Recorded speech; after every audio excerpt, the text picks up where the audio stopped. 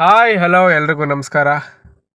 Welcome back my YouTube channel Chetu reacts. ಇವತ್ತೇನಪ್ಪ ಹೊಸ update ಅಂದರೆ South Indian most awaited movies 2024 top 10 movies list ಯಾವುದಿದೆ ಸ್ಥಾನದಲ್ಲಿ ಬನ್ನಿ ನೋಡೋಣ. ನಂಬರ್ 1 ಸ್ಥಾನದಲ್ಲಿ ಯಾವ ಮೂವಿ ಇದೆ?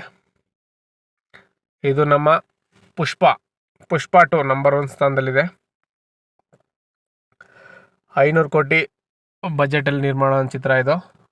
ಮೇಜರ್ ಕ್ಯಾರೆಕ್ಟರ್ ನಮ್ಮ ಅಲ್ಲು ಅರ್ಜುನ್ ಅವರು, ರಶ್ಮಿಕಾ ಮಂದಣ್ಣ, ಶ್ರೀಲೀಲಾ ಅವರು. ಸುಕುಮಾರ್ ಡೈರೆಕ್ಷನಲ್ಲಿ ಮೂಡಿ ಬಂದಂಥ ಚಿತ್ರ. ಆಲ್ರೆಡಿ ಪಾರ್ಟ್ 1 ನೋಡಿರ್ತಾರೆ, ಇದು ಪಾರ್ಟ್ 2. ಇದರಲ್ಲಿ ಮಾತ್ರ ಅಲ್ಲು ಅರ್ಜುನ್ ಆ್ಯಕ್ಟಿಂಗ್ ಮಾತ್ರ ಅಲ್ಟಿಮೇಟ್ ಅಂತಲೇ ಹೇಳ್ಬೋದು. ಒಂದು ಪವರ್ಫುಲ್ ಆ್ಯಕ್ಷನ್ ಮೂವಿ ಅಂತಲೇ ಹೇಳ್ಬೋದು. ಇದು IMDb ರೇಟಿಂಗ್ ಬಂದರೆ 10ಗೆ 6.8 IMDb ರೇಟಿಂಗ್ ಪಡ್ಕೊಳ್ಳುತ್ತೆ ಈ ಮೂವಿ. ನಂಬರ್ 2 ಎರಡನೇ ಸ್ಥಾನದಲ್ಲಿ ಯಾವ ಮೂವಿ ಅಂತ ನೋಡೋಣ ಬಂದರೆ ಇಂಡಿಯನ್ 2. ಇದು ಅಷ್ಟೇ ಸೀಕ್ವೆಲ್ ಭಾಗ 2 ಇಂಡಿಯನ್ 2. ಇದು ಕಮಲ್ ಹಾಸನ್ನು, ವಿಜಯ್ ಸೇತುಪತಿ ಅವರ ಒಂದೊಳ್ಳೆ ಸಸ್ಪೆನ್ಸ್ ಥ್ರಿಲ್ಲರ್ ಮೂವಿ ಅಂತಲೇ ಹೇಳ್ಬೋದು. ಈ ಸಮಾಜದಲ್ಲಿ ಯಾವ ಥರ ತೊಂದರೆ ನಡೆಯುತ್ತೆ, ಆ ತೊಂದರೆಗೆ ಯಾವ ಥರ ಮಾಡಿದ್ರೆ ಪರಿಹಾರ ಅಂತ ಹೇಳ್ಬಿಟ್ಟು ಕಮಲ್ ಹಾಸನ್ನು ತುಂಬ ಸಕ್ಕದ ಆ್ಯಕ್ಟ್ ಮಾಡಿದ್ದಾರೆ. ಅದೊಂದು ತಾತನ ವೇಷದಲ್ಲಿ ಮಾತ್ರ ಅವರು ಮಾಡದೇ ಆ್ಯಕ್ಟಿಂಗ್ ಇಲ್ಲ ಬಿಡಿ, ದಶಾವತಾರ ಅಂತಲೇ ಹೇಳ್ಬೋದು. ತುಂಬ ಅಲ್ಟಿಮೇಟ್ ಮೂವಿ.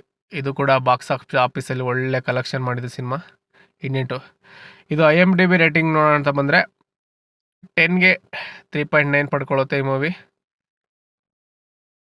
3ನೇ ಸ್ಥಾನದಲ್ಲಿ ಯಾವ ಮೂವಿ ಇದೆಯಪ್ಪ ಅಂದರೆ ಮಾಸ್ ಅಂತಲೇ ಹೇಳಿದ್ರೆ ಪ್ರಭಾಸ್ ಕಲ್ಕಿ ಮೂವಿ. ಇದು ಮೇಜರ್ ಕ್ಯಾರೆಕ್ಟ್ರಾಗಿ ನಮ್ಮ ಪ್ರಭಾಸ್ ಅವರಿದ್ದಾರೆ, ಅಮಿತಾಬ್ ಬಚ್ಚನ್ ಅವರಿದ್ದಾರೆ. ಒಂದು ಒಳ್ಳೆ ಮೂವಿ ಅಂತಲೇ ಹೇಳ್ಬೋದು, ಮೈಥಾಲಜಿಕಲ್ ಮೂವಿ. ಪ್ರಭಾಸ್ ಅವ್ರಿಗೆ ಒಂದು ಒಳ್ಳೆ ಕಂಬ್ಯಾಕ್ ಕೊಟ್ಟಿದೆ ಮೂವಿ ಮಾತ್ರ ಕಲ್ಕಿ. ಇದು ಪ್ಯಾನ್ ಇಂಡಿಯಾ ಮೂವಿ, ಆಲ್ ಲ್ಯಾಂಗ್ವೇಜಲ್ಲಿ ರಿಲೀಸ್ ಆಗಿದೆ. ಇದು ಕಲೆಕ್ಷನ್ ಕೂಡ 1000 crore ಮೇಲೆ ಕಲೆಕ್ಷನ್ ಮಾಡಿದೆ. ಬನ್ನಿ ಇದು IMDb ರೇಟಿಂಗ್ ಎಷ್ಟು ತೊಗೊಂಡಿದೆ ಅಂತ ನೋಡೋಣ. 10ಗೆ ಔಟ್ ಆಫ್ 7 ತೊಗೊಂಡಿದೆ.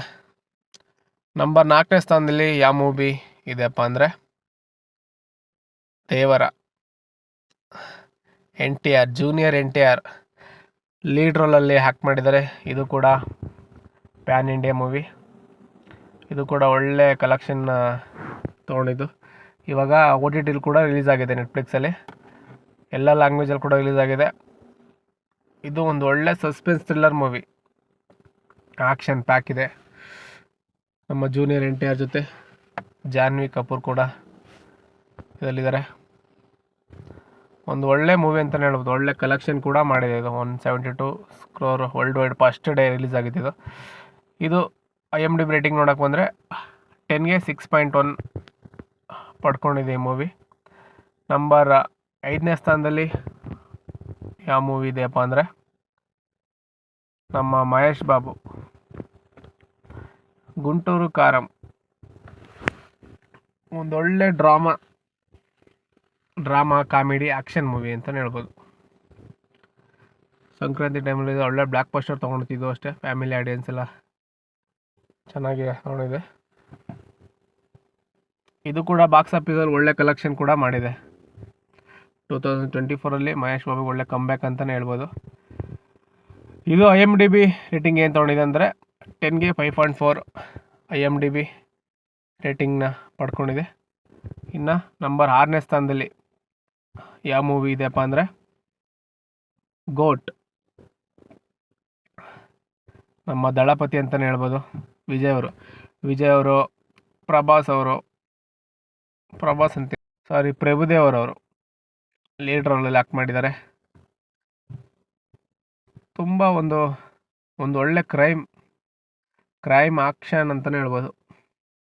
ಒಳ್ಳೆ ಸಸ್ಪೆನ್ಸ್. ವಿಜಯ್ ಡಬಲ್ ಆ್ಯಕ್ಟಿಂಗಲ್ಲಿ ಕೂಡ ಆ್ಯಕ್ಟ್ ಮಾಡಿದ್ದಾರೆ ಈ ಮೂವಿ. ಇದು ಆಲ್ ಲ್ಯಾಂಗ್ವೇಜಲ್ಲಿ ಕೂಡ ರಿಲೀಸ್ ಆಯಿತು. ಬಾಕ್ಸ್ ಆಫೀಸ್ ಕೂಡ ಒಳ್ಳೆ ಕಲೆಕ್ಷನ್ ಮಾಡಿದಂಥ ಮೂವಿ ಇದು. ವಿಜಯ್ ಅವ್ರಿಗೆ ಒಳ್ಳೆ ಕಂಬ್ಯಾಕ್ ಅಂತಲೇ ಹೇಳ್ಬೋದು. ವಿಜಯ್ ದಳಪತಿ ಗೋಟ್. ಇದು ಕೂಡ OTT ಕೂಡ ರಿಲೀಸ್ ಆಗಿದೆ, ದಯವಿಟ್ಟು ಹೋಗಿ ನೋಡಿ. ಇನ್ನು ಇದನ್ನು IMDb ರೇಟಿಂಗ್ ನೋಡೋಕೆ ಬಂದರೆ 10ಗೆ 5.8 ತೊಗೊಂಡಿದೆ. ಇನ್ನು 7ನೇ ಸ್ಥಾನದಲ್ಲಿ ಯಾವ ಮೂವಿ ಇದೆಪ್ಪ ಅಂದರೆ ವೇಟೆಯನ್. ನಮ್ಮ ರಜನಿಕಾಂತ್ ಅವರು ಮಾಡದೇ ಇರೋ ಪಾತ್ರನೇ ಇಲ್ಲ ಬಿಡಿ. ರಜನಿಕಾಂತ್ ಅವರು ವೇಟೆಯನ್. ಇದು ಕೂಡ ಇದರಲ್ಲಿ ಫಾರ್ದಾ ಖಾನ್ ಕೂಡ ಇದ್ದಾರೆ, ಅಮಿತಾಬ್ ಬಚ್ಚನ್ ಕೂಡ ಇದ್ದಾರೆ. ಒಂದು ಒಳ್ಳೆ ಮೂವಿ ಅಂತಲೇ ಹೇಳ್ಬೋದು ವೇಟೆಯನ್. ಇದು ಕೂಡ ಒಂದು action drama suspense thriller movie ಮಾತ್ರ ಬಾಕ್ಸ್ ಆಫೀಸಲ್ಲಿ ಒಳ್ಳೆ ಕಲೆಕ್ಷನ್ ಕೂಡ ಮಾಡಿದೆ. ಇದು ಆಲ್ ಲ್ಯಾಂಗ್ವೇಜಲ್ಲಿ ಕೂಡ ಪ್ಯಾನ್ ಇಂಡಿಯಾ ಮೂವಿ ಅಂತಲೇ ಹೇಳ್ಬೋದು. ಆಲ್ ಲ್ಯಾಂಗ್ವೇಜಲ್ಲಿ ಕೂಡ ರಿಲೀಸ್ ಆಗಿದೆ. ಒಂದು ಒಳ್ಳೆ ಕಾಮಿಡಿ ಇದೆ, ಆ್ಯಕ್ಷನ್ ಇದೆ, ಡ್ರಾಮಾ ಇದೆ, ಒಂದು ಒಳ್ಳೆ ಸೆಂಟಿಮೆಂಟ್ ಕೂಡ ಇದೆ. ಒಂದು ಒಳ್ಳೆ ಕಂಟೆಂಟ್ ಮೂವಿ ಅಂತಲೇ ಹೇಳ್ಬೋದು. ಇನ್ನು ಈ ಮೂವಿನ ಯಾರ್ಯಾರು ಕೂಡ ನೋಡಿಲ್ಲ, OTT ರಿಲೀಸ್ ಆಗಿದೆ, ದಯವಿಟ್ಟು OTT ಹೋಗಿ ನೋಡಿ. ಇನ್ನು ಇದು ಬಾಕ್ಸ್ ಆಫೀಸಲ್ಲಿ ಕೂಡ ಒಳ್ಳೆ ಕಲೆಕ್ಷನ್ ಕೂಡ ಮಾಡಿದೆ. ವೇಟೆಯನ್ನು 2024 ಬಾಕ್ಸ್ ಆಫೀಸಲ್ಲಿ ಒಳ್ಳೆ ಕಲೆಕ್ಷನ್ ಕೂಡ ಮಾಡ್ತು. ಮತ್ತು ಇದನ್ನು IMDb ರೇಟಿಂಗ್ ನೋಡೋಕೆ ಬಂದರೆ 10ಗೆ 7.1 ತೊಗೊಳುತ್ತೆ ಈ ಮೂವಿ. ಇನ್ನು ನಂಬರ್ 8 ಸ್ಥಾನದಲ್ಲಿ ಯಾವ ಮೂವಿ ಇದೆಯಪ್ಪ ಅಂದರೆ ಕಂಗುವಾ, ನಮ್ಮ ಸೂರ್ಯ ಅವರು. ಬಾಕ್ಸ್ ಆಫೀಸಲ್ಲಿ ಒಳ್ಳೆ ಕಲೆಕ್ಷನ್ ಮಾಡಿದ ಮೂವಿ ಕಂಗುವಾ, ವಿಜಯ್ ಅವ್ರಿಗೆ, ಸೂರ್ಯ ಅವ್ರಿಗೆ. ಆದರೆ ಅಂಥ ಕಮ್ಬ್ಯಾಕ್ ಏನಿಲ್ಲ. ಇದು ಕೂಡ ಪ್ಯಾನ್ ಇಂಡಿಯಾ ಮೂವಿ ಅಂತಲೇ ಹೇಳ್ಬೋದು. ಆ ಲ್ಯಾಂಗ್ವೇಜಲ್ಲಿ ಕೂಡ ರಿಲೀಸ್ ಆಗಿದೆ. ಇವಾಗ ರೀಸೆಂಟಾಗಿ OTT ಕೂಡ ರಿಲೀಸ್ ಮಾಡಿದ್ದಾರೆ. ಇದು ಮೈಥಾಲಜಿಕಲ್ ಪ್ಲಸ್ ಒಂದು ಆಕ್ಷನ್ ಅಂತಲೇ ಹೇಳ್ಬೋದು. ಇದನ್ನು IMDb ರೇಟಿಂಗ್ ನೋಡೋಕೆ ಬಂದರೆ 10ಗೆ 4.9 ತೊಗೊಳುತ್ತೆ. ಇದು ಸ್ವಲ್ಪ ಕಮ್ಮಿ ಇದೆ. ನೆಕ್ಸ್ಟ್ ನಂಬರ್ 9ನೇ ಸ್ಥಾನದಲ್ಲಿ ಯಾವ ಮೂವಿ ಇದೆಯಪ್ಪ ಅಂದರೆ ಅಮರನ್. ಒಂದು ಒಳ್ಳೆ ಸಸ್ಪೆನ್ಸ್ ಆ್ಯಕ್ಷನ್ ಮೂವಿ ಅಂತಲೇ ಹೇಳ್ಬೋದು.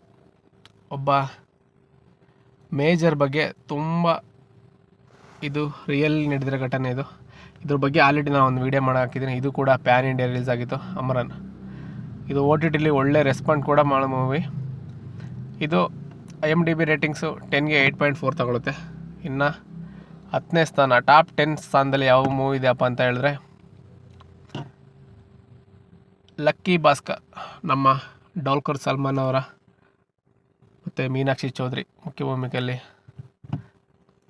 ಆ್ಯಕ್ಟ್ ಮಾಡಿದ್ದಾರೆ.